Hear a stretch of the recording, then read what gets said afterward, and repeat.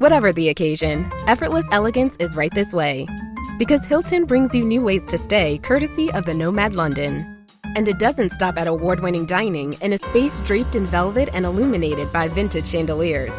No, this day goes beyond with unparalleled personalized service and attentive hospitality. Oh, and did we mention the Nomad London can be booked using your Hilton Honors points at Hilton.com? Hilton, for the stay. Your weekend is not complete without the First Lady of New York Radio. It's the Joan Hamburg Show. Talk Radio 77 WABC. The Joan Hamburg Show, Sunday, and of course a special Sunday, the end of summer, Labor Day Sunday.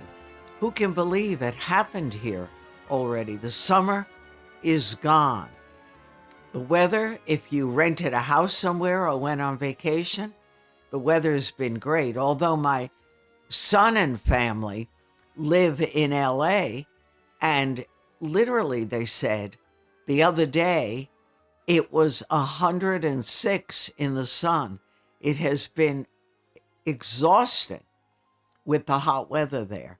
But in our part of the world, we have only had like 1 or 2 rains, and we've had beautiful sunshine. So today, for Labor Day, we're going to tell you what's happening in the world of Broadway, and I want you to meet the New York Times Chief Theater Critic, Jesse Green. You're going to like Jesse. He's smart and funny, and he's a great writer. He's got a brand new book out, too.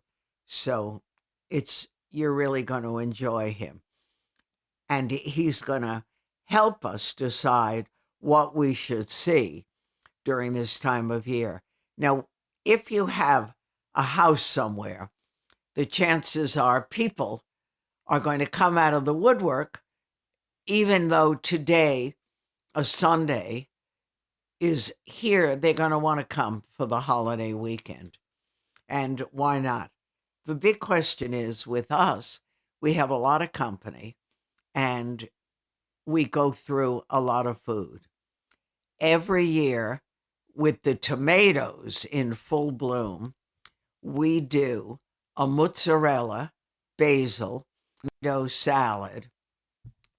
And I'll tell you how we do it. I've given this recipe, like my Thanksgiving Ritz cracker stuffing, this recipe every year.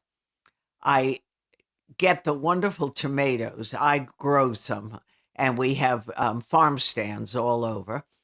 Where I live, we have Jim Pike's farm stand, and we go by now. They take all these tomatoes, they put them in bushel baskets, and you can get them at a great price. So I cut them up. I cut up all the mozzarella, fresh mozzarella, in pieces. I chop basil, 2 big bunches of basil. And I do that with a little kosher salt and everything. And then I cook a box of ziti or whatever you like. I don't use spaghetti for this. I use a pasta that has a shape, because then the mozzarella, the tomatoes, the basil, the olive oil, and I forgot to tell you, very important, add a whole bunch of olive oil to the tomato, basil, mozzarella mixture, stir it all up, and then when you're finished cooking the ziti or the macaroni or anything, you drain it, save a little tiny bit of the pasta water, and you put that hot pasta in that mixture, and the mozzarella starts to melt and all the wonderful flavors are in it, and everyone loves it. And I often do that for a summer lunch. And of course, this is the time of year when you can get away with, on a really good bread, fresh tomato, maybe a little arugula, and mayonnaise. It's delicious. It's nothing. It's simple. So these are just a couple of things that you can do if you're cooking, and everyone barbecues.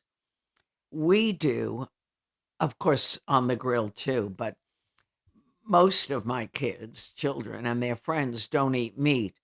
So the days of grilling the great big steak in this house are gone. Steak or lamb chops, no. They will do chicken every now and then, and they will do fish, but it's sort of limited. So I will make a turkey meatloaf, and there'll always be something with sandwiches. And turkey meatloaf on a really good bread with ketchup is delicious, and everyone loves it. And you have to just remember, because ground turkey, you want to get the mixture, white and dark meat, can be tasteless unless you really season it. So I sort of cheat and use a lot of ketchup. And my mother's secret was always put in Lipton onion soup. And you mix it in with an egg and a lot of ketchup and not too much salt because the seasoning and everything has salt, and pepper. And you make a meatloaf out of it. I glaze the top with a little tiny brown sugar and ketchup, add a little broth at the bottom of the pan, and put it in a 350, 375 oven until the meat is really cooked through. You don't want rare meatloaf or turkey meatloaf. And I'm telling you guys, it's delicious. And then when you have leftover, you make really good sandwiches with it. Or you can make turkey burgers and do it on buns with cheese, if you like that, tomato, red onion, really good things. So this is the time of year the farm stands are full. The corn is still spectacular. And everything is good. Our kale is blooming. You know, I came outside the other day and there were two squirrels I have these huge planters and where I grow herbs and tomatoes and all that. And the squirrels were right in that box eating away. And I had not seen that before. The deer are everywhere, particularly the little ones. Anyway, there's a lot of good things that you can buy and you can enjoy, and you can feel, I hope, optimistic and looking forward to the fall with a good sense. If people have had a hard time, and maybe with the weather is good. Maybe with the nice weather and all the opportunities, people can start to really feel good. The kids are going back to school. The job market is supposedly very good. So we're going to wish you a happy holiday weekend and good opportunities for the very near future. We've got a terrific show for you today. Of course, the Joan Hamburg Show is on every Sunday starting at 2 o'clock. And as part of our show with our great guests, we also tell you a lot about food, where to eat, where to go. We answer your questions. We share our thoughts on life, on friends, on work. It's all straight ahead. So thank you so much for being a part of our worlds, and we'll be back with lots more. I'm Joan Hamburg, and you're listening to WABC. The First Lady of New York Radio, Joan Hamburg. Entertaining and informative. Talk Radio 77 WABC. All right, everyone. Welcome to the Joan Hamburg Show. And we're all excited. A new theater system. And we need the theater more than ever. It's been hurt like so many other industries. And I want you to meet the Chief Theater Critic for the New York Times, Jesse Green. And Jesse has and is having an amazing career. And he's going to give us a look at what's coming in to the Broadway Times and how you should start getting your tickets now. So, Jesse, Broadway's been having a hard time, like even the restaurant industry, too. Are you optimistic at this point? I'm fairly optimistic. Last year was a transitional year. The year before had been a complete disaster. There was 15 months during which Broadway theaters and all theaters were dark with nothing happening and everything moved online. And last season, we started to move out of that in a kind of weird and intermittent and honestly a little bit chaotic way. The shows had to cancel constantly. People were getting sick. People backstage, there weren't enough people to cover roles. It was very, very difficult. Seems to be a little more orderly. And this fall has a really interesting slate on Broadway and off Broadway of shows of all different kinds to appeal to, I think, a lot of different people. Of course, and we just have to get them up and going. Yeah, exactly. And I think people have gone the other way, too used to sitting on the couch and letting things happen in their living rooms. Well, that's right, Joan. And there is some concern among the producers that they won't be able to attract audiences even to material that they normally would like. But, the evidence from the end of the previous season, this past spring, is that the crowd-pleasing shows and the shows that get great reviews are managing to fill up. So there is hope. I'm with you. I certainly do.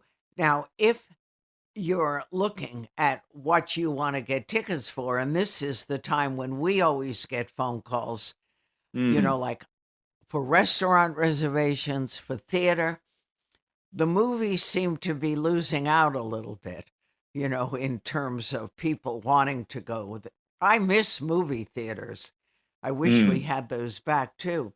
But tell me, if you were going to have your family come in or friends go to buy tickets, what would you be looking at now? Well, that's the thing, isn't it, Joan? I mean, we have family, we have friends, we have aunts who need one kind of thing. We have young friends who need another kind of thing. And one of the things I love about this season, the Broadway season, looking at it, is that there is quite a variety. So we range from, for instance, what is promising to be a really big old-fashioned, story musical based on the great movie Some Like It Hot, with a score by the people who gave us Hairspray. And I think surely that's a big, exciting one that you would think of for your out-of-town visitors. But on the other end of the musical scale, you have a small and delicate and beautiful show. Usually each season has weight, and there's enough market and prestige to get that going. I saw this one off Broadway. It's called Kimberly Akimbo. It stars Victoria Clark, and it's just delicious. So there's a wide range there. There's a production, a revival of 1776 with an all-female cast. So in terms of musicals, it's all over the place. There's a Korean pop musical. There's Almost Famous, based on the Cameron Crowe movie. A lot of really interesting stuff. But the plays are really quite a nice variety of fun and thoughtful, which is what I like to see in a season, both. I don't know about you, Joan. I mean, I like seeing a lot of different kinds of things. I don't want to see just one thing. No, that's right. But we're lucky because we go to theater all the time. Yes. And many people come into the city or they bring their families in, and it's a once or twice a year. I have gotten a lot of calls about Death of a Salesman at the Hudson. Yes, well, Death of a Salesman, obviously one of the great American plays, but with a really relevant twist, I think, which is that it's an all-black cast led by the great Sharon D. Clarke as Linda Lohman and Wendell Pierce as Willie Lohman, and with Andre DeShields in the cast as well, and obviously approved by the Miller estate. I think I haven't seen it yet. It was done in London. It was quite a big success there. But I think you can imagine the ways in which the themes of, feeling betrayed by your country might play out very well with a black cast. And I'm looking forward to that, as I am to a revival of the piano lesson by August Wilson with Samuel Jackson and Danielle Brooks in it. And among other revivals, there's Between Riverside and Crazy, the Stephen Adly Guirgis play directed by Austin Pendleton, which won the Pulitzer a number of years ago. But there's also a lot of new plays, including a new play by one of our greatest living playwrights who has said that this may be his last play, Tom Stoppard. And that play is called Leopoldstadt. And that is opening soonest. That's the first of the big Broadway openings. Previews begin September 14th. And it's a really interesting story about Jewish life in early 20th century Vienna, based on his late in life discovery that he himself was Jewish. He did not know this. It was kept from him. And so to what degree it's autobiographical, I'm not sure. But, a Stoppard play on that subject has got to be of great interest. Yeah, absolutely. So I'm curious, Jesse, how did you grow up to be Jesse Green theater critic? Well, the Jesse Green was my parents' doing. They gave me both my names. And I was always, they tell me that I was always highly critical. So, that makes sense. I sort of imagined myself being a judge. I liked deciding arguments and also imposing my will. As it turns out, being a theater critic isn't really just that. And it was, Joan, honestly, it's too long a story, but it was mostly an accident. I set out to be in the theater, and I'd worked in the theater in the 80s on the music side of Broadway shows. And then my degree was in English, so I was writing, and then I became a journalist. And, one day an editor said, I need somebody to cover the theater reviews for a few months while someone's on leave. Will you do it? And I said, no. And I hate writing reviews. And he said, well, I need you to do it, so you're doing it. And that was 9 years ago, and that's how I started being a critic. I don't really know how the rest happened, but I'd had a long time learning how to write, and that's basically what it is. It's writing about your own response to what you see. You don't need to agree with everyone. They just need to know who you are, and then they can make up their own mind based on knowing, well, he liked that and I hated that, or he hated that and I loved it. And that's how I grew up reading reviews. I knew what I would like based on how I knew the reviewers. Which is always, and everyone would talk about the reviewers too. Did you read what? And exactly. What did he say? And people I did that even though I didn't even grow up in New York, and somehow that was part of my family discussion. And, we were all interested in theater and got the New York magazines and newspapers. So it's a great service that these publications do. And I will say, not to toot my own horn, but criticism isn't just for the people who are choosing which ticket to buy. It's for people who will never be able to buy that ticket or will only be able to do it once a year when they visit New York. It's really about understanding our culture and giving examples of it and thinking about what these works, many of them very serious works, even if they have comical or musical overtones, about our lives. And for me as a theater nut growing up, that was a wonderful thing. I read Brendan Gill and I read Clive Barnes and all those people. And I guess somewhere I stored that and it came up. Yeah. And they became members of the family, too. You'd hear people say, I'm Clive loved blank, like Clive was their uncle. Exactly. Or she didn't, Edith Oliver, she didn't like that play, but then I don't like her taste. So, yeah, exactly. It was making the larger world of culture something that was part of your intimate and personal world. And I loved that about it. And it's something I miss, in our current situation where there just aren't a lot of critics left who have professional jobs. A lot of it has moved online and into Twitter. And that's all fine. But I'd like to see more critics and a greater variety of critics than we currently have. Yeah, I'm absolutely with you. I think it's so important. it's an entire part of culture, and we can't let it fall by the wayside. Now, you also write books, and you know, it's more than theater, although theater can take up what, 90% of your time in the No. season. But you have well, a new and book out. yes, and it's about theater too, and in part. I am the co-author of a book called Shy, the alarmingly outspoken memoirs of Mary Rodgers. Many of you may know Mary Rodgers as the daughter of Richard Rodgers. You may know her as the composer of Once Upon a Mattress, a really fine theater composer in her own right. Later, she changed careers and wrote books for young adults, including the Freaky Friday series, which were, tremendously culturally big. And later, she was the chairman of the Juilliard School for many years. So she had an amazing life right at the center of the theatrical and culture of New York in the second half of the 20th century. And I spent a couple of years with her before she died, listening to everything she remembered, which was nearly everything, being shocked by it. And when I got my jaw off the ground, I started to write it. That's when she died. But I wrote the book after her death, based entirely on our conversations. And I have to tell you, it's doing really well, but I just think it's hilarious and moving. That sounds really good. Have you seen the Neil Diamond musical, A Beautiful Noise?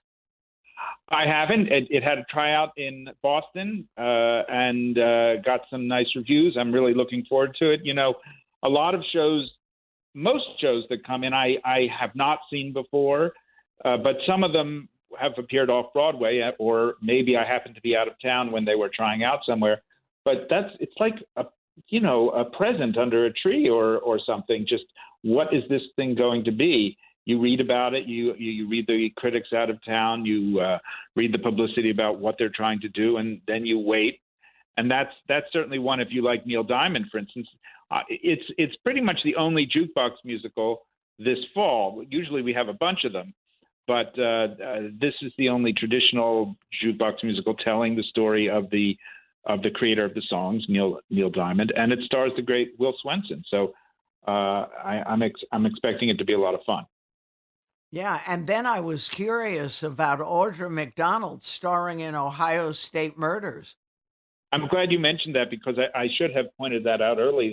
That's an interesting play, in both for what it is and that it's appearing on Broadway. It was written in 1992, and like a lot of plays by our great Black playwrights, it never got to Broadway in its time.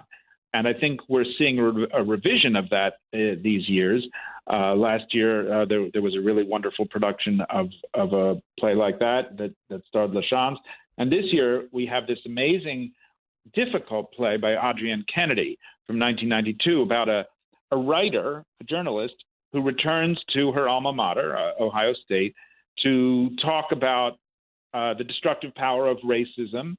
And then something happens while she's there. I'm not going to give it away. And having Audra McDonald star in it, just makes it a must-see play for the fall. And I also want to say that the theater that she's doing it in used to be called, for maybe 80 years, the Court Theater.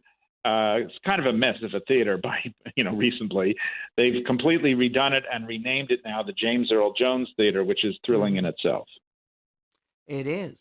And I mean, there's so much. There's Camelot coming back again. Well, yes, that won't be until April. That won't be till April. And there's lots of, it's still so far away that there's a lot of rumors going on about who's going to be starring in it. Yeah. I cannot endorse this rumor. It doesn't seem likely to me, but in a reading of the musical or a workshop of the musical at some point, the leading role was played by Lin-Manuel Miranda. I, for one, would love to see that, but we'll see what happens. That'll be at Lincoln Center Theater in April. We also have if we're talking about the spring, we have a Sweeney Todd revival coming up starring Josh Groban, who is, obviously someone who can sing that part, and Anna Lee Ashford, who's a terrific comic actress, and I'm really looking forward to that. They promise a full orchestra, which we rarely get anymore, and will be thrilling. and a new stage version of the musical New York, New York. The film musical is supposedly coming. A new Kander and Ebb musical long after Ebb has died, but Kander's still hard at work in his mid-90s. It's fantastic. Yeah, I love it. Yeah. Jesse, do you ever do 2 shows a day, or that's too much? Well, I have done it, but it is, like you say, Joan, it really is too much, especially if I have to write about them, because, I try to keep each show separate and write about them before I have to see the next one, but it doesn't always work, and it can get a little exhausting and confusing. There are parts of the season, particularly October and April, when everything is opening, and I sometimes can't avoid seeing 2 shows in one day. But I really, honestly, I try to keep it to 4 in a week at a maximum if I can. Lot. It's already a lot because I'm not just seeing them; I'm thinking about them, and it takes a long time to think. No, and it takes a long time to write, too. Yes. So, as you know, but I'm just thrilled at the variety. I haven't even talked about off-Broadway, but there's just so much for different tastes. There's going to be a revival this fall of Merrily We Roll Along at the New York Theater Workshop, starring Daniel Radcliffe, for instance, and a revival of the great Adam Guettel musical. Adam Guettel is Mary Rodgers' son, and he wrote the musical Floyd Collins, which is having a revival. And there's a new David Hare play. There's a revival at the Public of A Raisin in the Sun. All kinds of great stuff off Broadway. Right. And theater is alive and well. And we live in the greatest city in the world. It's our obligation to support it because it's the reason people come here from all over the world, is to go to 42nd Street or in that neighborhood and drink in all the excitement. Thank you, Jesse. I look forward to talking to you again. Thank you, Joan. You'll come visit us with your new book. Okay, thanks. All right. I'm Joan Hamburg. That's Jesse Green, who's Chief Theater Critic for the New York Times. More after this. Stay tuned. Get into your body's vitals with the Vitals app on Apple Watch. I wanna get into my body and let my skin do the talking. I wanna feel like I'm myself again. The Vitals app tracks key overnight metrics so you can spot changes in your health before you feel them. The Vitals app on Apple Watch. iPhone XS or later required. The Vitals app is for wellness purposes only and not for medical use.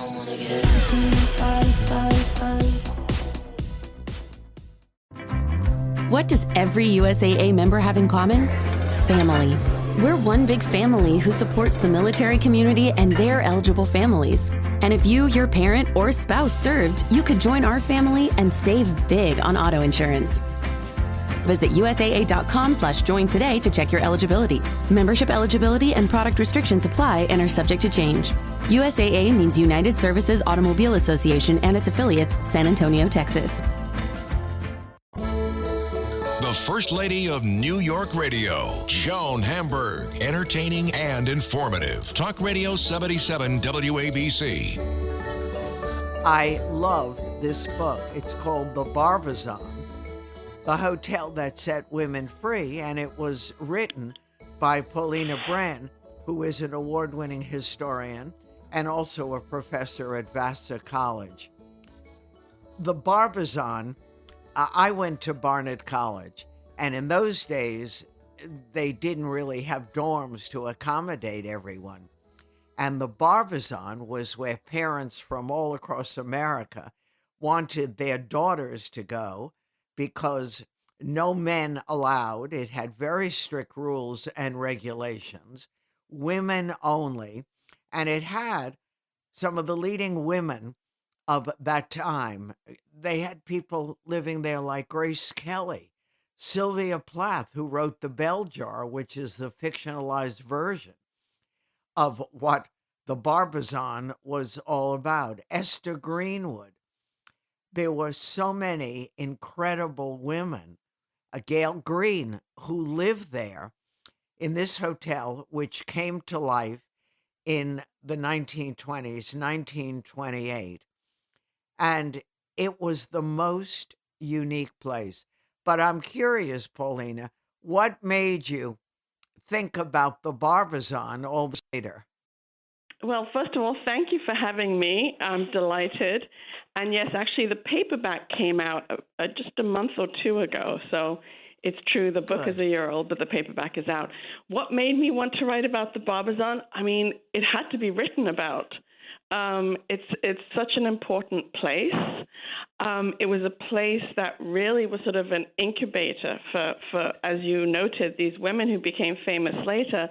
But it was also fascinating to see them sort of in that milieu, being young, vulnerable, scared like everybody else, coming to New York to sort of try to act out their ambition.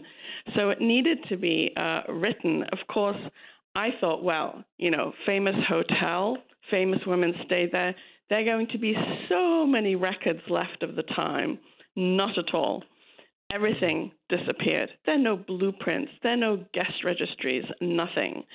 And so I have to say it was a real adventure sort of trying to build this hotel back, in a sense, using interviews and photographs and letters I found and office memos and so forth.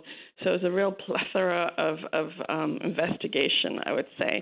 But it was exciting, and it has its place now. The Barbizon has its history, and it's also a history of New York through the 20th century. It's a history of the women's experience through the 20th century. Right. And a lot of people today don't realize that then Mademoiselle magazine and magazines were such a major part of all of our lives. And the Barbizon was where Mademoiselle put up their winners every year of the guest editor contest, and one of the leading secretarial schools in the world. I remember I got out of Barnard College and I was expected not to get an MBA, but to go to one of these major schools, right? Yes, exactly. All of this is forgotten. And it's interesting, you bring up Mademoiselle magazine, and that was a key way for me to literally enter the hotel, was through Mademoiselle magazine. But I was surprised because I remembered Mademoiselle magazine from the 80s when it was, it was sort of a B-rated magazine at best, sort of a fluffy teenage young woman magazine. I hadn't realized it had this remarkable history where it was not only was it a pioneer in so many ways, and it created the concept of a youth market, but it also, in many ways, because the woman who ran it, Betsy Talbot Blackwell, who was editor-in-chief from the 1930s until 1917. She was remarkable. And one of the things she did, well, she did many things, but one of them, simply, they didn't have much of a budget for fiction to pay writers.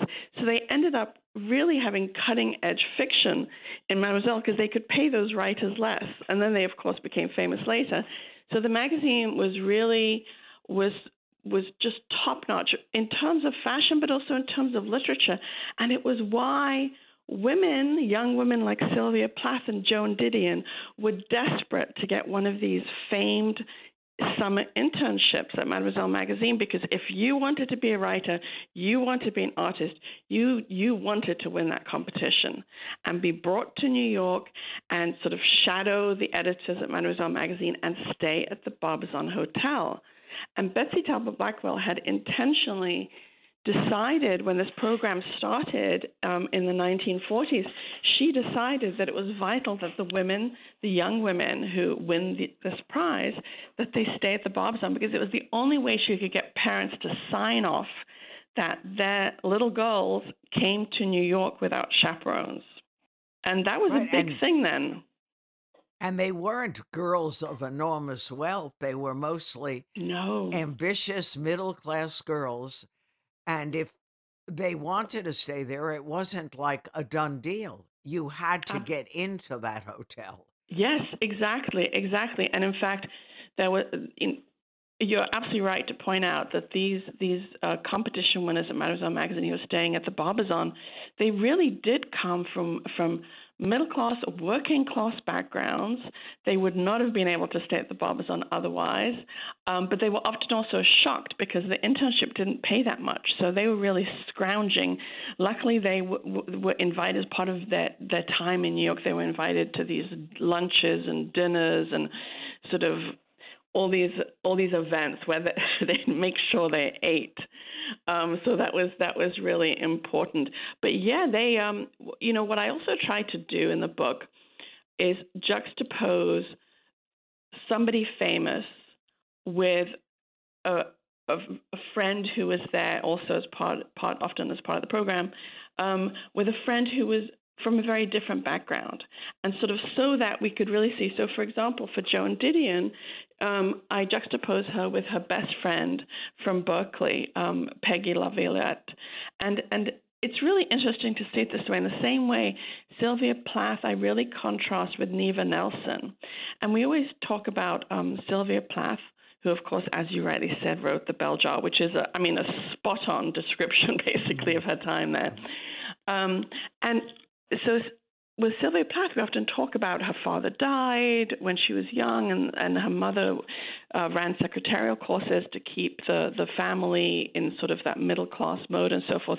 But one of the women who was there at the Barbizon at Mademoiselle in 1953 with Sylvia Plath was Neva Nelson. Neva came from a far worse background. She had grown up in the foster system in California. Her parents were alive, but they were alcoholics. They couldn't take care of her. She was in and out of foster homes. By high school, she was living in a motel. And she managed through this competition to get herself to New York and stay in the Barbizon alongside Sylvia Plath and others who became well known later. So it was sort of these remarkable stories that took place inside this hotel. I know. Felicia Richard Yes. and Liza Minnelli. You had absolutely everyone. And you just didn't check into the hotel. They had to approve you at the desk. Yes, exactly. And you were grade as ABC, and a lot of people speculated that had to do with your looks. It actually had to do with your age. So if you were sort of 22 and under, you were an A. So you can imagine what a C and a D was.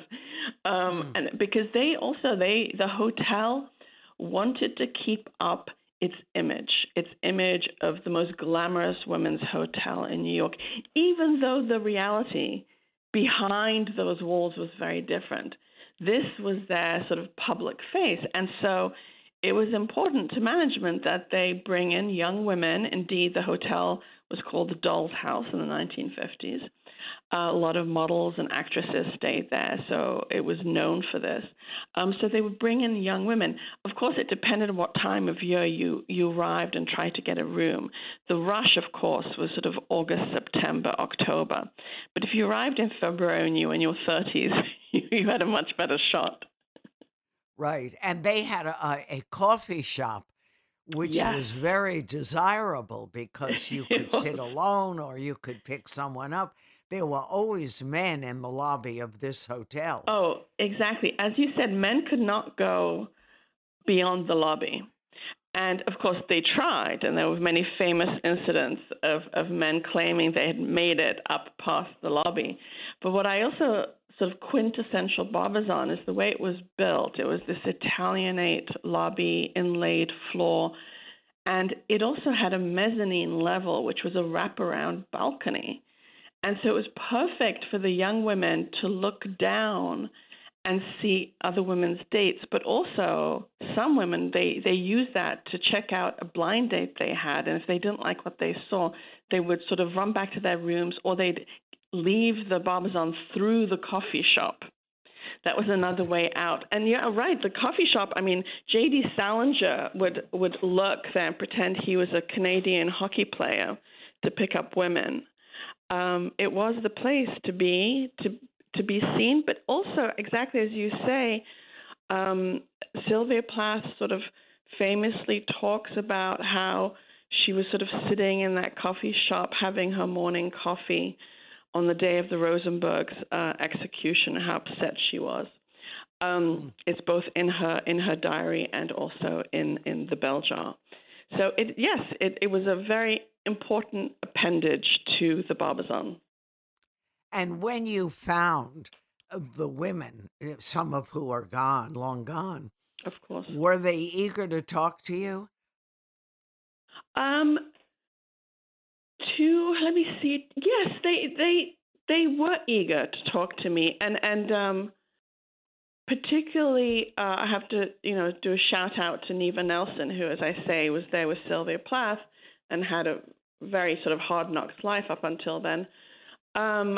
She had decided at a certain point to try to locate the other women in the Sylvia Plath group.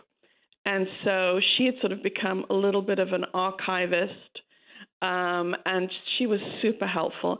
And women were willing to talk, but it was really, when you write about a time and the women you write about are still alive, you have a certain responsibility. I certainly feel that way.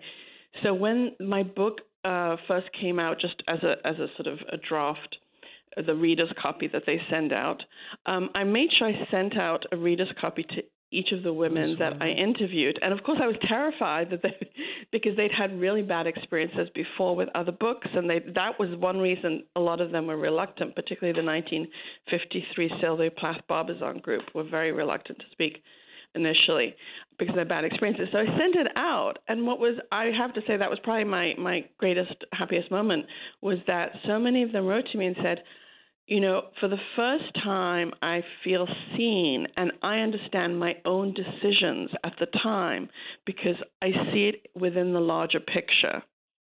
And that's really, and in many ways, it was great relief for them. Some of them made decisions that they weren't too happy about, but they realized the pressure under which they were living at the time, sort of, the way one internalizes one's decisions and forgets that it's part of the zeitgeist. It's part. You don't have that many choices, or you feel you don't have them. And so that was really gratifying to feel like I'd sort of nailed it, and they were telling me that I'd nailed it. So that was lovely. Yes, and you found it. I mean, the cultural institutions of the time, when I got out of Barnet, unless you wanted to be a doctor, or a lawyer, right? You definitely went, if you could afford it, to secretarial school. Oh, yeah. Absolutely. And Katie Gibbs, of course, was the most famous one. And Katie Gibbs was so popular in the 1930s, particularly when all these women who had indeed graduated from Barnard, graduated from Vassar, but it was the Great Depression, that bachelor's degree was meaningless. They needed secretarial school. So Katie Gibbs, in fact, became more competitive to get in than Barnard and Vassar and so forth, because it gave you a certificate with which you could actually find a job. And it exploded. I mean, it expanded so much because of this, with these women now clamoring to get in, that they actually used 2 and then 3 floors of the Barbizon as the dormitory for Katie Gibbs in New York. So you really had this, and a lot of models as well started to come in the 1930s as well, because it was as the Great Depression, was sort of dragging out, the idea that women were taking men's jobs, of course, became very resonant to the public. And so women sort of had to try to take jobs that men couldn't have, right? So by then, secretarial work was seen as women's work, so that was okay. And also modeling started to enter the picture. And of course, women models, right? A job that women could do. So you see this sort of flurry of models and Katie Gibbs secretarial students with their white gloves and their hats they were not allowed to remove, not even in the subway. They had to have a certain image. So, of course, this also built up the image of the Barbizon. Without question.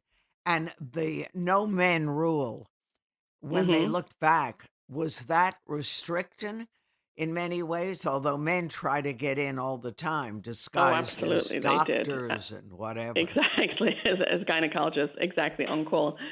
I'm sorry, could you repeat that? No, did they think the men only rule was a plus? or a yes, negative of in course. those years? Of course. Well, that's the thing. Depends which year, right? So it was definitely, I mean, at the beginning, up until the early 1960s, it was an absolute plus because that restrictive rule meant freedom for women because it meant respectability. The hotel was seen as respectable because men were not allowed in beyond the lobby. And with respectability, women got freedom. And it's exactly the thinking that Betsy Talbot had in terms of bringing the Mademoiselle interns into the Barbizon was because it was seen as respectable and therefore give them the freedom to come to New York. So, but that link between restriction, sort of a nunnery, right? Restriction and freedom started to melt away, of course, in the 1960s. Women had more options. Women were not so keen on being somewhere where they could invite men up to their room. And at the same time, certainly by the 1970s, the hotel, just like New York, is starting to show real wear and tear. Meg Wolitzer, the writer, she was the last group in 1979 for Mademoiselle magazine, and she wrote a wonderful thing about that summer, and she said New York was looking like an episode of Kojak. So, yeah, it's a wonderful line. So actually by 1981, because women were not as keen to stay there anymore and the occupancy rates were so low, they had to bring men in. And there was a lot of kickback, but it was the only option. And they did this sort of very public raffle where the first man and the first couple it was on Valentine's Day, and they had balloons and music and cake, and then they gave the key to the first man and the key to the first couple, and they ran into the hotel and up beyond the lobby, right? So it's this big thing. But after that, actually, soon after that, the hotel closed down for multiple renovations, sort of turning itself into a regular hotel. And each time it didn't quite work. And eventually the hotel in the early 2000s, like, of course, at that point now we went from sort of Kojak, New York, to increasingly expensive, much sought after New York.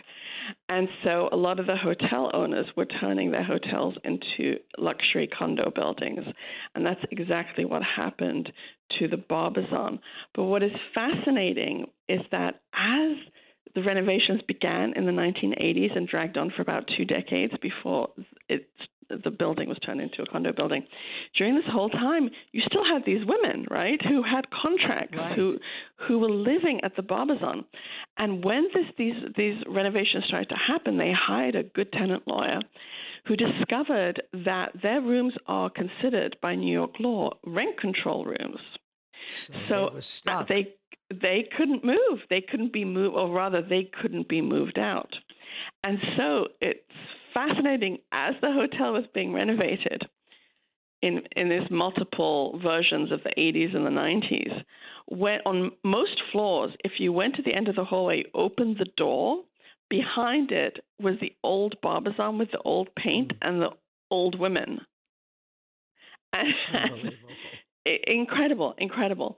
And finally, in the early 2000s, when it was going to be turned into condo and they had to completely gut it, I mean, it's nothing like it used to look. When they had to gut it, they moved the women out to another hotel and then moved them back in. And there are about 4, I believe, left now. And they have their own. I know they have their own floor, beautifully renovated apartments, huge terrace. Yeah, and ultimately it's funny because they were called, these older women who stayed on and on and on at the hotel were called, from the time that Plath was there, they were called the women, and they were everybody's nightmare because, of course, the Barbizon was supposed to be this launching pad for your ambition. If you were still there, the idea was that you'd failed, right? And so nobody wanted to be like the women. And of course, the irony is that the women won out because they have their luxury condo apartments exactly in New York today. Fantastic. And the Barbizon, the hotel that set women free, now in paperback. But There were such good stories in it. I liked when Liza Minnelli lived there, her mother, Yes. Judy Garland, took care of that.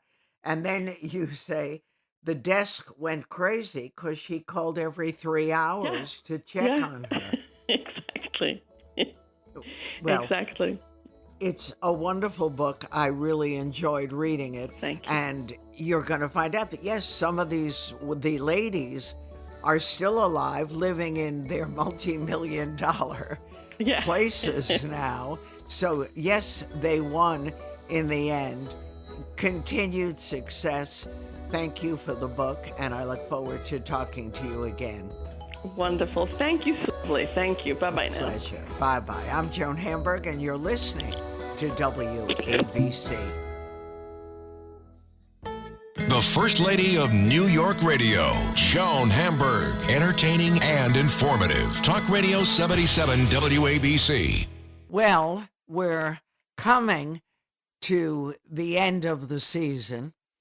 It's true, Labor Day. We're coming to the end of the show. And boy, it's been busy. Out on the east end of Long Island, the horse show, which always says summer's over. In fact, the Grand Prix is winding up with all those gorgeous jumpers.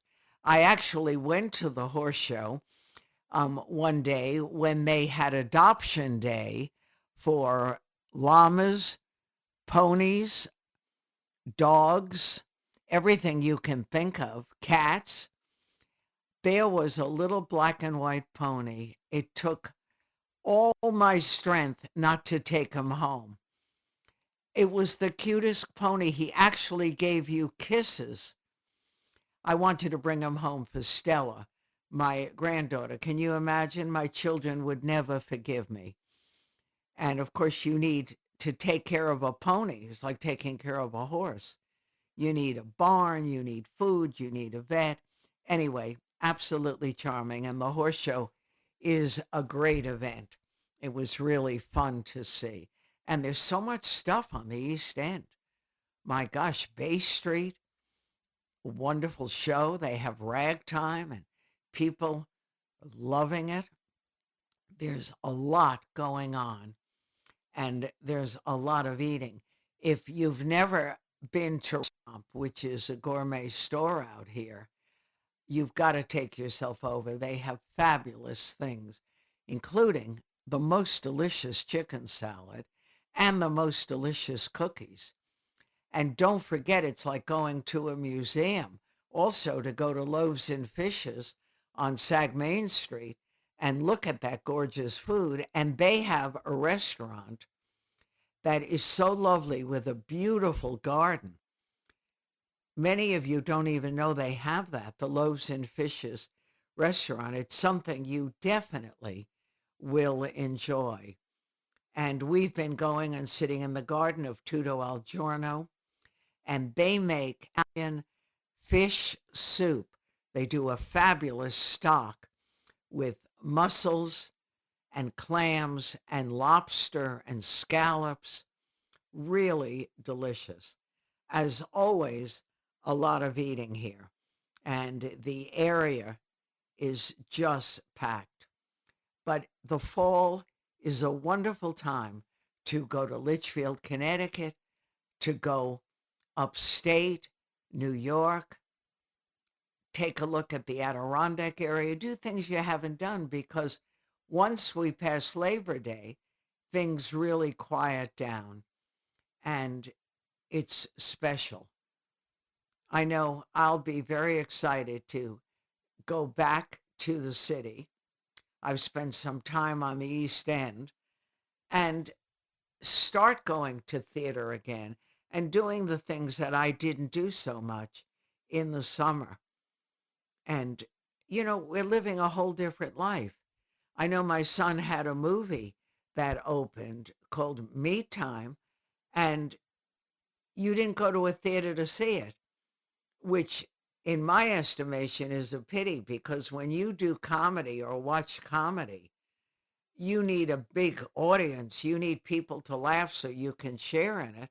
And we've changed the way we go to movies and the way we watch stand-up. I have a lot of friends who are stand-up comics, and it's hard on them streaming it or doing it where people are watching you from their couches or under the covers. It's a whole different time. But it's okay. We're going to hope that we're finished, although I'm not sure we are with COVID, and try to resume a normal life. They're coming up with new injections, with new treatments for everything. So hopefully all of us will be among the lucky recipients.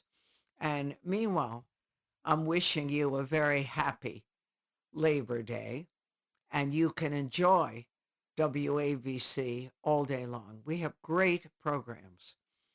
And of course, right ahead of me is my friend Cindy Adams. If you've never listened to Cindy, you're in for a treat. She is so funny and so real, so you definitely want to do that. And enjoy everything they have on WABC. I love being with you, and here's to a new season, a new year, all good things I'm wishing for each and every one. I'm Joan Hamburg, and you're listening to what I hope is your favorite WABC on the AM dial. Hello, folks. Larry Kudlow here. Pay attention, because China is leading the largest anti-American alliance since World War II. One that's already dumped U.S. bonds, grabbed 43 million acres of our farmland, and is plotting to dethrone the dollar. That's why IRA and 401k savers are protecting their savings with gold. Please go to freegoldguide.com/Kudlow or just call 800-621-3908 for your free gold guide on how to protect your wealth with gold 100% tax-free.